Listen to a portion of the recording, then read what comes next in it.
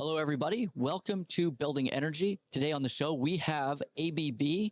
They are doing, this is a second of their three-part episode. We are at their booth at Seagray in Vancouver. I'm excited to have Jay Misheal. He is their business development manager in the utility segment with ABB. And we also have Dan O'Shea. He is their vice president of business development with ABB E-mobility, which is actually a great place to start, I think, Dan, is getting into what the e-mobility side does for ABB. Sure. Thanks very much, Rory. So ABB E-mobility is the largest manufacturer of EV chargers in the world. We have manufactured and deployed over 1 million chargers globally. We've been doing this since about 2009, 2010, longer than just about anyone else in the industry. And we continue to innovate on our products, and we have the widest power level of EV chargers, the widest portfolio of power products in the world. So we're here at Seagray with ABB. This is a second episode. And what are your overarching goals for this event in particular? So seeing as this is an event for high power and utilities, and I think the thing that we'd like to get across is that all of the trust that the industry has in ABB for 130 plus years, ABB has been making EV chargers since 2010. Okay. And the load of EV chargers is growing rapidly. And so understanding that they can trust in the ABB product as they have for so many years, I think is probably the most basic thing that I'd like to get across. Exactly, as Dan had mentioned, with the ABB's been making solutions for utilities for 100 plus years. There's a lot of trust there, and we're here to help utilities today with all of the goals that they have. With decarbonization, digitization, there's a lot that comes along with that, and making the grid more resilient. So that's what we're here to do, is to help them, and we want them to know it. Okay, excellent. And so maybe quickly, Jay, what is your overall role with ABB? Yeah, I'm the National Business Development Manager for utilities. So I focus on helping utilities, working with all of the local support staff. Okay, great. And yourself, Dan? So I'm in the e-mobility division. I'm the vice president of business development for the U.S. market. So with decarbonization, that's been a big topic of conversation, especially in these coming decades. Can you unpack that a bit more and what ABB's involvement will be on that? Yeah, that's an interesting question. Gone are the days where utilities used to just generate electricity and transmit it and distribute it to customers. Lots of demand is being put on them nowadays. New legislation coming in all the time, asking them to produce less greenhouse gas emissions and so on, have made it difficult for some utilities. There are things they can do, like carbon capture systems. Now, mind you, most of the grid in Canada is 56-57% clean already. It's renewable using hydro, but you do have others that are still burning coal. There's all kinds of other methods. So ABB can help with decarbonization. I know some utilities are looking for ways, for example, to remove SF6 gas from their system. So switches that require SF6 gas for switching, they're looking to take that out. So we have solutions for that using vacuum bottles. They can use solid dielectric switchgear that can help with that, and all kinds of controls that can help remove greenhouse gas emissions from their systems. And going then over, that seems like it builds right into the charging infrastructure. How is that?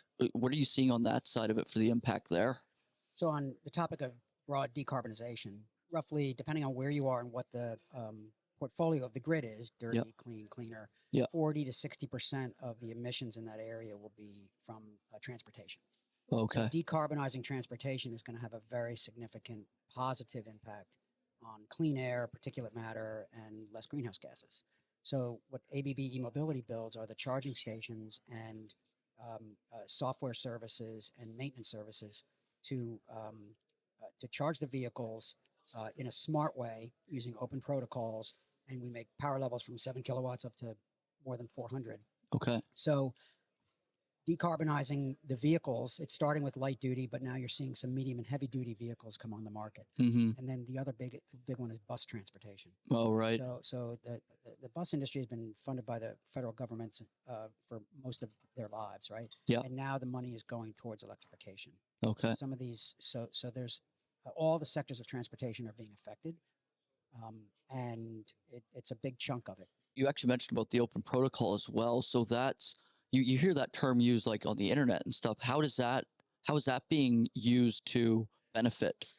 That's a good question, especially related to utilities, because the utilities want open standards and global communication standards and safety standards. This is job one for ABB, is making safe products, and by being interoperable and open standards, you're less likely to have a stranded asset. If you have what's like a vertically integrated proprietary hardware software stack that doesn't communicate with anything else in the system, if that should stop iterating, if they should go out of business, right, then you're stuck with this asset that you have to remove. So by our hardware being based on open standards, so the Open Charge Point Protocol, or OCPP, is the basic charger car cloud communication standard. So we're built to be agnostic for any of the dozens and dozens of OCPP networks that are available to operate stations. The same is true of communicating with buildings and loads. Those communication protocols have to be open and standardized. And so that's the way we look at it, because that's the only way to get to scale. Before, like say 20, 30 years ago, I don't think you would have heard that terminology for like the open protocols. So essentially it has to be, is that being regulated as well, that it has to come in like for those charging networks, that they're going to have to all be on the cloud essentially? So regulation might be a strong word. Okay. But almost every utility program that I have been involved in since 2010 has a line or a paragraph about open standards and open protocols. Okay. It started with like, is your hardware able to use OCPP? Check the box. All right. Now what is happening is there's dozens and dozens of networks around the world, and you can have a software stack that has the Open Charge Point Protocol in it, but you don't necessarily have to use it. You can use your own proprietary network. So you can check the box because you have the software. Oh, I see. You do not sell your product that way. You sell it vertically integrated. So it ends up on the system without interoperability. It's not plug and play. So now what you're seeing is the utility requests for RFPs, and also from municipalities, governments, even the federal government of the United States has said this, that you have to be Open Charge Point Protocol, latest version. And then they also want to know how many different networks that you've deployed with.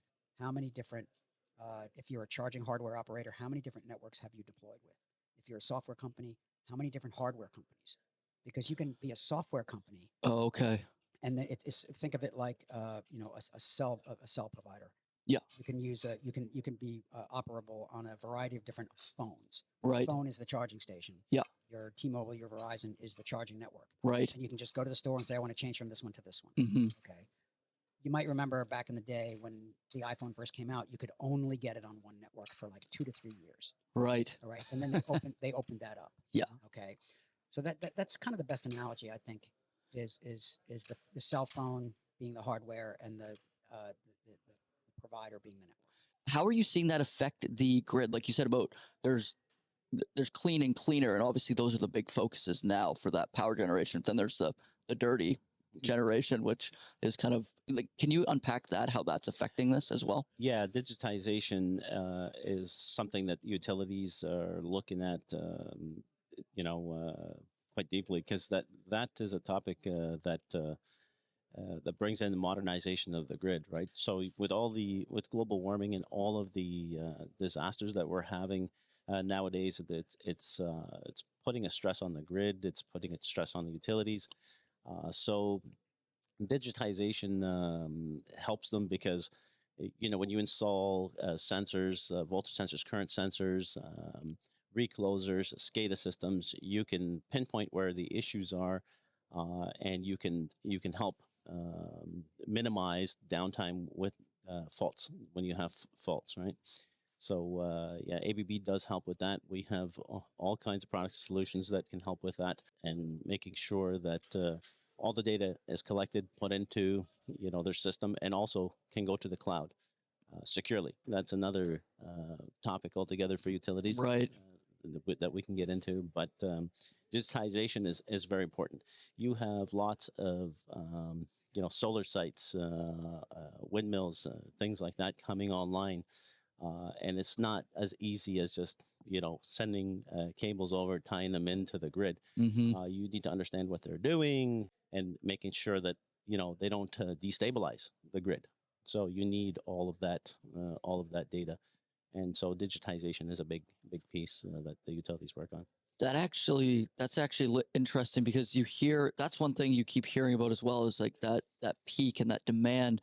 Are you seeing a lot of concern on the e-charging side for that as well? And like, how is that being dealt with? Yes, there's definitely concerns about the load and the new peaks and the new demand. But I want to go back to what Jay was saying about being able to see virtually what's on the system and what's happening. Yeah. Same exact philosophy for EV chargers. And it's been an evolution. So when we first started, it was like, put a charger here, one charger here, two chargers, four chargers. Now you're talking about 100 chargers at a site. Mm-hmm. And then you're talking about 100 chargers at a site and 100 sites. Mm-hmm. Okay. So you need to have a program that you're looking at virtually, and you need to see the alerts for the chargers, whether they're online, offline, all of these things. If there's something wrong, there's sensors in the chargers. Yeah. Like there are sensors in the building SCADA systems that will alert you as to what's happening. Now, because they're all connected and they're smart, okay, which is critical, then you can schedule the loads.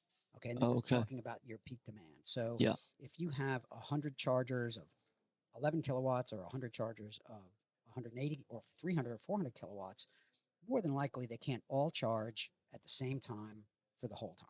Right. It's gonna trip your breaker, so to speak. But yeah, it's a much bigger situation at a substation. Yeah. And so fleets are a good example, because it's a known schedule. So the vehicles come back in at 6 p.m., some come in at 5, some come in at 6, some come in at 7, and some need to leave at 6 a.m., 7 a.m., 8 a.m. You have an amperage budget. Okay. But you have more plugs, if they all run at full power, that would blow your circuit. So you need intelligence to kind of round robin or sequentially charge the vehicles to keep below your amperage budget. And this does a number of things.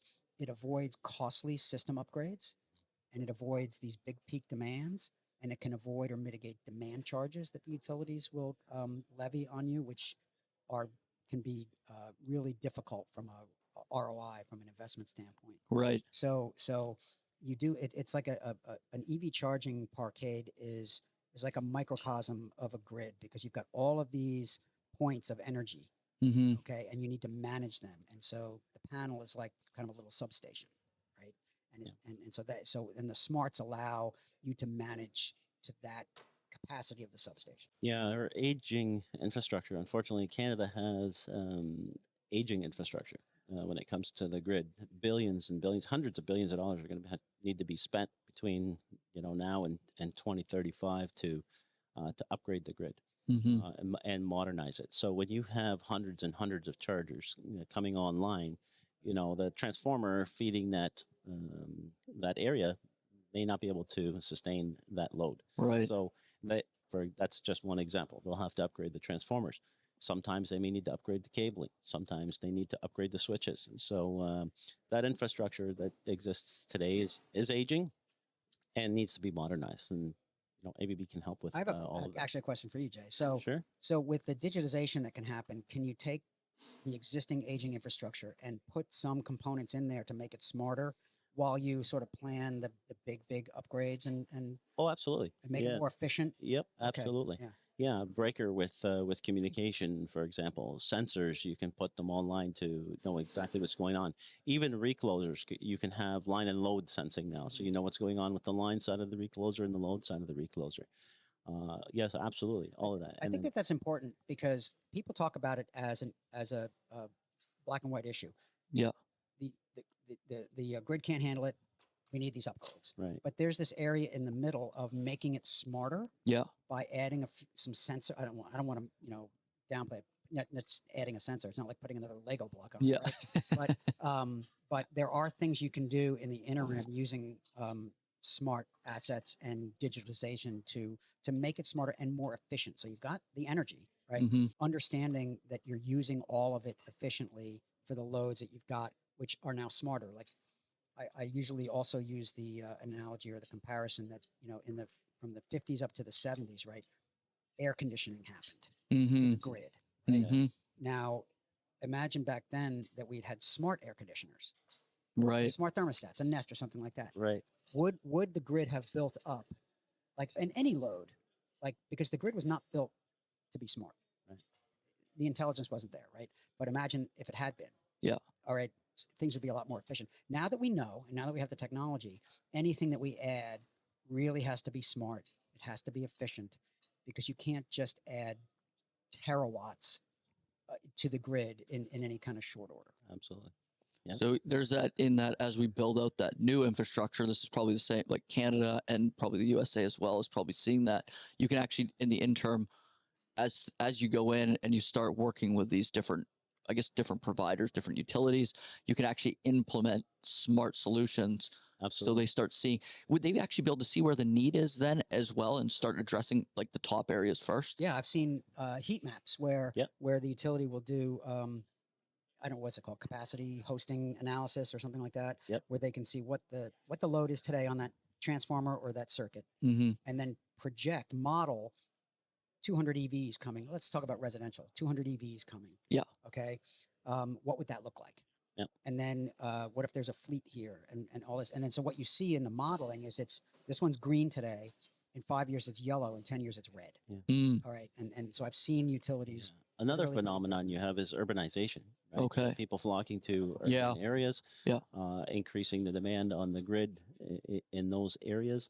And then you've got added EV charging happening. You've got all kinds of things.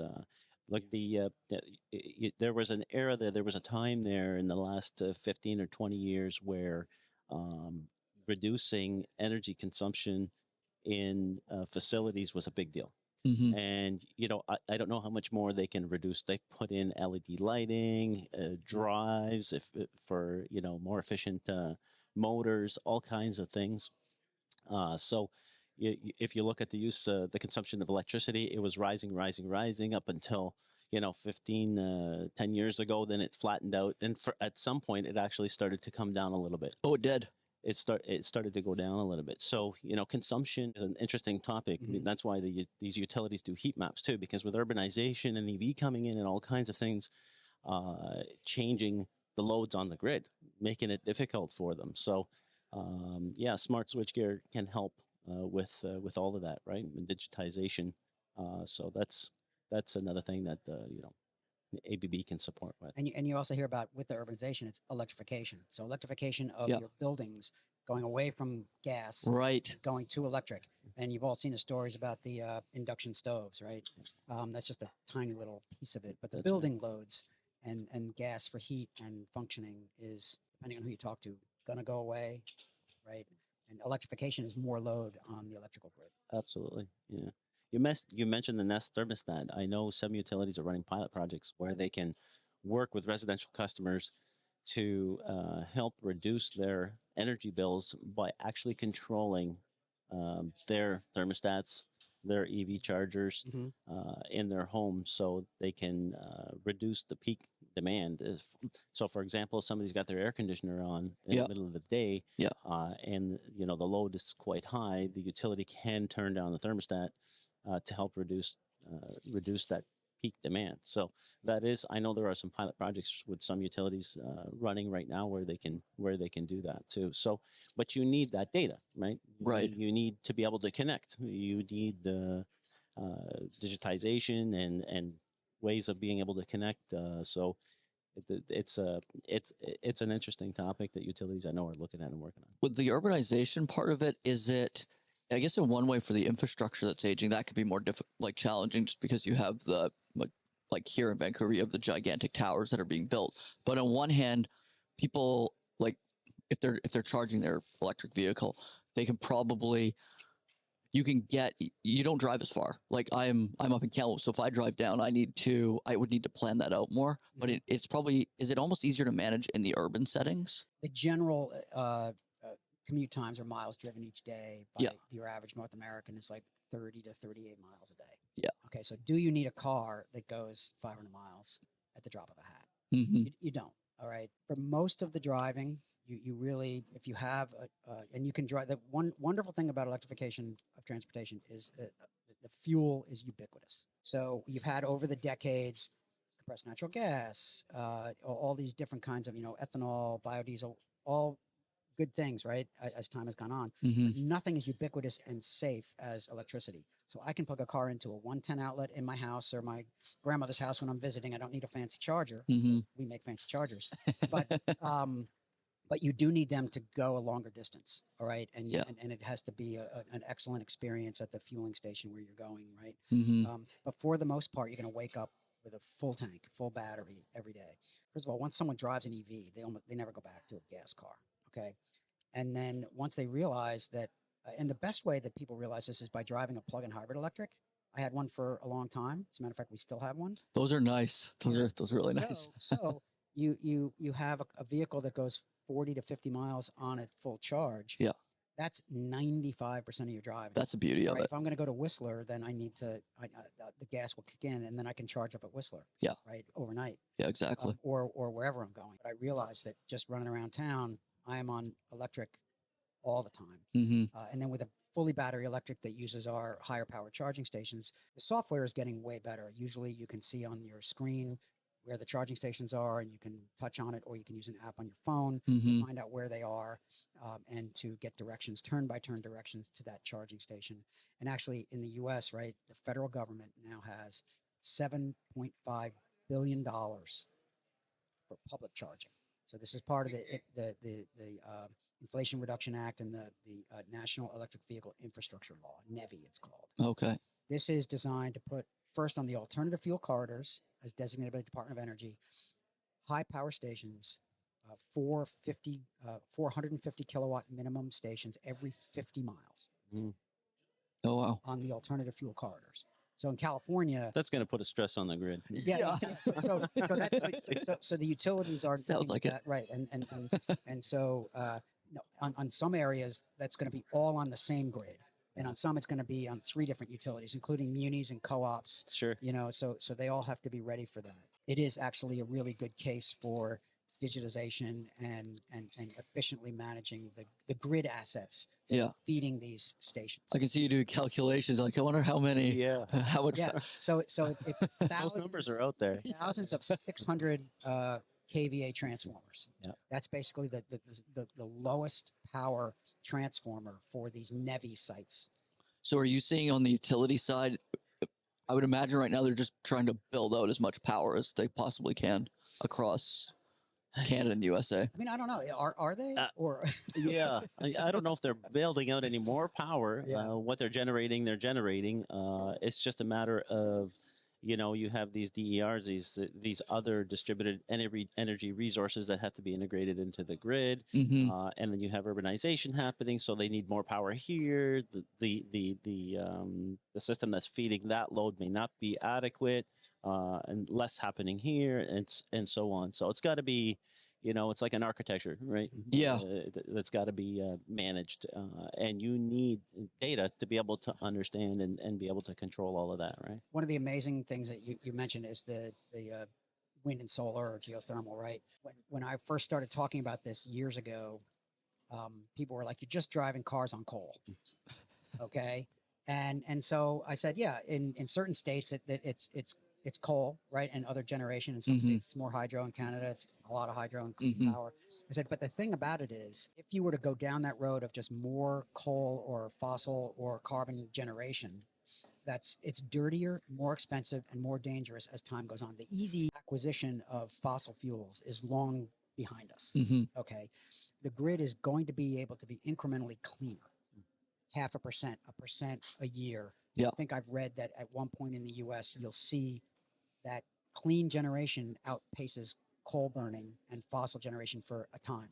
Right. And you'll see the headlines that for the first time, or for the second time, or for the first time in 5 years, wind and solar has outpaced coals. So that's over the long term. That's happening.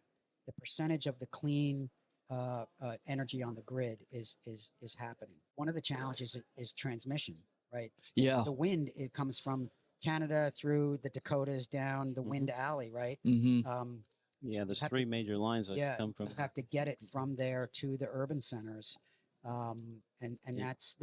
that's one of the things I think utilities face. That's a challenge. So they're not out there building new generation per se, like a big single point coal plant. I've never heard of that happening. From multiple, you need it from multiple areas. Yeah, so your diversified energy generation portfolio. You're seeing coal, you're seeing natural gas, but then you're seeing wind, solar, and geothermal. Yeah. Right. And actually, Berkshire Energy, that's what they talk about. They're putting in all these different, like the solar, the wind, and they basically, like you said, they keep incrementally going away from the dirty power to get cleaner power. Yeah. But obviously, you have to sustain that so you don't have blackouts and all that. Yep. Yeah. I mean, that's another sort of, I don't know, I'll call it fear mongering that some people say is that EVs are going to cause blackouts.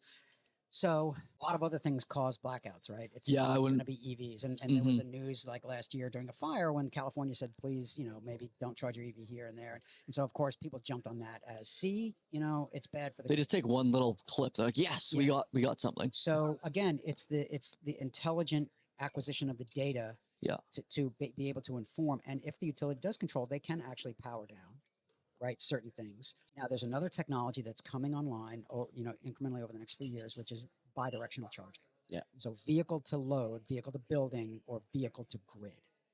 So if you think about the Nissan Leaf, right, is 4 times bigger, has a 4 times bigger battery than your basic home battery system on solar. Okay.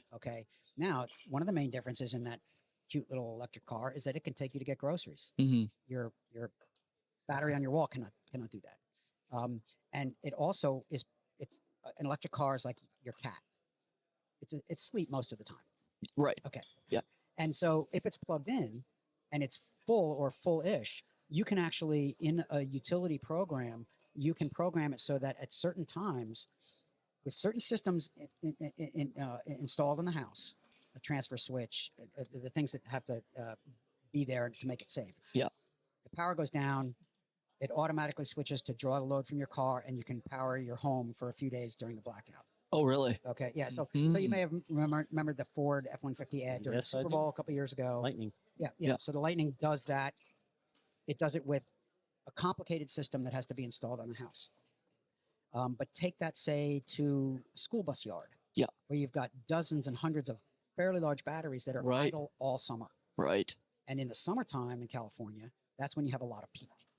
So if you can use these school buses, this is my vision, right? This is almost like they're almost becoming batteries, right? Yeah, they are batteries. They are batteries. Well, yeah, they are batteries on wheels. Batteries on wheels, right? And so imagine that this school district has 50, 100 buses that can feed into the grid. They will actually make money doing it. Yeah. And they will avoid these peaks and brownouts and blackouts. Yeah. Okay. This is the thinking. This is the theory. And that has to be part of the smart network. So all those... The utility has to be able to work with that. Right. Talk about DERs, right? Real time, like 5G. See, that seems really good because you've got all these buses and like a lot of them, even like you see like city buses for a lot of times, like in the evenings, there's not as many of them running. So those technically could then be putting it back into the grid when needed. That's the thinking. And there's a lot of things that have to happen to make that scalable. Yeah. Every utility has different rules. Okay. There has to be a fiscal market to put into it, which there is for distributed energy resources. It needs to be there for vehicles. There's a rule in California now. I'm going to call it Rule 22. I'm not sure if that's the right one. Yeah. But it basically describes electric vehicles on the same plane as solar and other distributed energy resources. Oh, okay. So it sets the ground rules, and there's a federal rule as well. It sets the ground rules that allow those assets, batteries on wheels, to be put onto the grid like a distributed energy resource. Okay. Having the market there to do it. In other words, you're selling into the arbitrage, into the regional distribution organizations to sell your energy back onto the grid, right? That market has to, it is created in little pockets. It has to be uniform. It has to be universal. Right. So that's a hurdle. That's because you can make the best thing ever, but if there's no market to sell it into, Yeah. what's the point? Well, unfortunately, we're going to have to wrap it up pretty quick here. Oh. But this is actually fascinating, especially that ending part. I quickly want to go, Jay. I want to ask you if there's any closing thoughts you want to put out to the audience, and also just where people can find you. Yeah, they can find us online at abb.com or abb.ca even. They can go into the utility section there, and they can see who the local contacts are and the products that we offer and the solutions that we have. And yeah, we are here to help utilities make the grid more resilient with all kinds of solutions. I know with all the disasters happening, things are going underground from overhead, converting to underground. So we have all kinds of underground cable accessories and products. We're gonna have to go into that at some point too. Yes, yeah. That we have products that can be switches that can be completely submersed in water, which is very helpful for situations where you have downtown, for example, in underground vaults and so on, where they can see oil and water and for vehicles and all kinds of things going there. We have switches that can be under that no problem and run maintenance free. So yeah, we can help with all of that. Just reach out to abb.ca and your local rep. Okay, great. And for you, Dan, I'm assuming abb.com as well, or abb.ca. ABB E-mobility. ABB, so if someone wants perfect. to search, just search for ABB E-mobility. Great. And you can also find me on LinkedIn. So just search for Dan O'Shea. We'll put both your links in the video as well, so you have that. That's great. Thanks for watching Building Energy, everybody. And until next time, please follow us on YouTube and LinkedIn, and we'll have plenty more content coming out on Building Energy.